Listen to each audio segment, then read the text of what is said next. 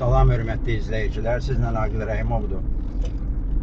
Bu video yeni sürənlər üçündür, amma uzun illər sürənlər də istifadə edə bilərlər. Birincisi, körpülərdə və tunellərdə çalışın, sol zolağı tutmayın. Deyəcəksiniz, niyə? Soldakı maşınlar bəhk edirlər, sizi tələsdirəcəklər, ya sürəti artırıb radara düşəcəksiniz, ya həyəcanlanacaqsınız. İkinci məsləhət çox vacibdir.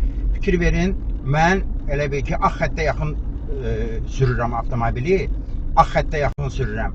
Ağ xəttə basmıram, olmaz. Amma ağ xəttə yaxın sürürəm. Niyə?